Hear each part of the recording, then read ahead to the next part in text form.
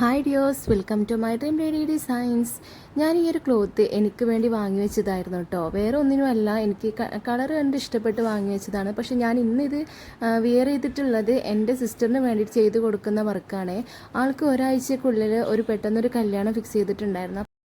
ആകെ ഒരാഴ്ച ഉണ്ടായിരുന്നുള്ളൂ ടൈം. അപ്പോൾ അതിൽ നമുക്ക് ക്ലോത്ത് എടുക്കലും സ്റ്റിച്ചിങ്ങും വർക്കും എല്ലാം കൂടെ നടക്കില്ല. അപ്പോൾ അതുകൊണ്ട് തന്നെ എൻ്റെ കയ്യിലുള്ള ക്ലോത്ത് വെച്ച് ഞാൻ അവൾക്ക് ഡിസൈൻ ചെയ്ത് കൊടുക്കാമെന്ന് വിചാരിച്ചിട്ടുണ്ടായിരുന്നു. ആൾക്ക് ഇന്നത് വേണം എന്നുള്ള ഡിമാൻഡും കാര്യങ്ങളൊന്നും ഉണ്ടായിരുന്നില്ല. എന്താണെന്ന് വെച്ചാൽ ആകെ ഒരാഴ്ച ലീവ് ഉണ്ടായിരുന്നുള്ളൂ. അപ്പോൾ ആ ഒരാഴ്ചൻ്റെ ഉള്ളിൽ നമുക്ക് അവൾ എന്ത് ഡിമാൻഡ് വെച്ചിട്ടും കാര്യമില്ല എന്നറിയാം. കാരണം ഞാൻ അതൊന്നും ചെയ്തു കൊടുക്കില്ല. ഞാൻ വിചാരിച്ചത് മാത്രമേ ഞാൻ ചെയ്തു കൊടുക്കുള്ളൂ എന്ന് ഞാൻ തീരുമാനിച്ചിട്ടുണ്ടായിരുന്നു. വേറൊന്നും ഉണ്ടായിട്ടില്ല. കാരണം ഈ ഒരാഴ്ചൻ്റെ ഉള്ളിൽ നമുക്ക് ചെയ്യുന്നതിനൊരു പരിധിയില്ലേ. ക്ലോത്ത് എടുത്ത് സ്റ്റിച്ച് ചെയ്ത് വർക്കൊക്കെ ചെയ്യണ്ടേ. ക്ലോത്ത് ആൾറെഡി ഉണ്ടെങ്കിലും അത് സ്റ്റിച്ച് ചെയ്യാൻ കൊടുക്കണം. പിന്നെ ഈ മോർണിംഗ് വെച്ചിട്ടല്ലേ ഞാൻ ഈ വർക്കൊക്കെ ചെയ്യുന്നത്. അപ്പോൾ അതുകൊണ്ട് തന്നെ ഞാൻ കുറച്ച് ലൈസൊക്കെ വാങ്ങിയിട്ട് അഡ്ജസ്റ്റ് ചെയ്യാമെന്ന് വിചാരിച്ചിട്ടുണ്ടായിരുന്നു. അങ്ങനെ ത്രെഡ് വർക്ക് കൊണ്ട് ഞാൻ ഇതുപോലെ ഒരു ഫ്ലവേഴ്സ് ചെയ്തിട്ട് അതിന് ലീഫായിട്ട് ഇതുപോലെ നമ്മുടെ ലേസിൻ്റെ ലീഫാണ് കേട്ടോ വെച്ച് കൊടുത്തിട്ടുണ്ടായിരുന്നത്. ഇതൊക്കെ ഞാൻ ഒട്ടും എക്സ്പെക്റ്റ് ചെയ്തിട്ടുണ്ടായിരുന്നില്ല ഇങ്ങനെ ചെയ്യണം എന്നുള്ളത്. ഞാനൊരു ഏകദേശം നോക്കിയിട്ട് നല്ലൊരു ഹെവി വർക്ക് തോന്നിക്കുന്ന ഒരു ലേസ് വാങ്ങി വെച്ചതായിരുന്നു. പക്ഷെ അതെനിക്ക് ബാക്കി ലീഫിന് വേണ്ടിയിട്ട് ഉപകാരപ്പെട്ടു എന്ന് തന്നെ പറയാം കേട്ടോ. എന്നിട്ട് പിന്നെ നമ്മൾ സ്ലീവിൽ നമ്മൾ ഇതുപോലെ ചെറുതായിട്ടൊരു ചുരി കൈയാണ് വെച്ചിട്ടുണ്ടായിരുന്നത്. അവിടെ നമ്മൾ എൻ്റെ ഭാഗത്ത് ഈ ഒരു ലേസ് വെച്ചിട്ട് ഫിക്സ് ചെയ്ത് കൊടുക്കുന്നുണ്ടായിരുന്നു. ലേസ് എന്തായാലും കുറച്ച് ഹെവി ആയതുകൊണ്ട് തന്നെ അത് എവിടെ വെച്ചാലും കുറച്ച് ഹെവിനെസ് എന്തായാലും തോന്നും.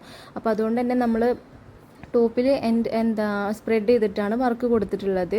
ചെസ്റ്റ് പോർഷനിലും അതുപോലെ താഴത്തെ പോർഷനിലായിട്ടാണ് വർക്ക് വന്നിട്ടുണ്ടായിരുന്നത്. അങ്ങനെ സ്ലീവിലും കഴിഞ്ഞ് നമ്മൾ നെക്കിലായിട്ട് ഇതുപോലെ ആ കട്ട് ചെയ്തെടുത്ത ലീഫിൻ്റെ ബാക്കി ഭാഗം കൊണ്ട് നമ്മൾ നെക്കും കൂടെ ഒന്ന് ഡിസൈൻ ചെയ്ത് കൊടുക്കുകയാണ്. കാരണം ഇത് നല്ലൊരു ഭംഗിയുള്ള ലേസാണ്. അപ്പോൾ അത് വെറുതെ വേസ്റ്റാക്കി കളയണ്ടല്ലോ.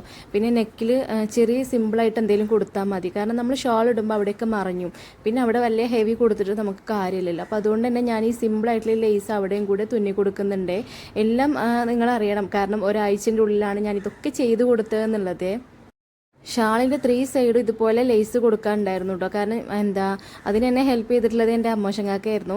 പിന്നെ അത് കഴിഞ്ഞ് എൻ്റെ മോനാണ് എനിക്ക് ഇതൊക്കെ കട്ട് ചെയ്ത് തന്നിട്ടുണ്ടായിരുന്നത്.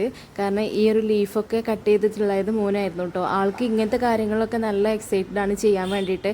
അപ്പോൾ അവൻ്റെയും ഉപ്പാൻ്റെയൊക്കെ ഹെൽപ്പോടെയാണ് കേട്ടോ ഞാനിത് ഒരാഴ്ച ആകുമ്പോൾ കംപ്ലീറ്റ് ചെയ്ത് കൊടുത്തിട്ടുണ്ടായിരുന്നത്. ഇതിൻ്റെ ബാക്ക് ഭാഗത്ത് ഇതുപോലെ ഇങ്ങനെ ഒരു തൂങ്ങൽ കൂടെ കൊടുക്കുന്നുണ്ട്. എന്തായാലും ഫൈനൽ ലുക്ക് ഒന്ന് കണ്ടു നോക്കൂ. ഇഷ്ടമായ ലൈക്ക് ചെയ്യാനും കമൻറ്റ് ചെയ്യാനും മറക്കരുതേ.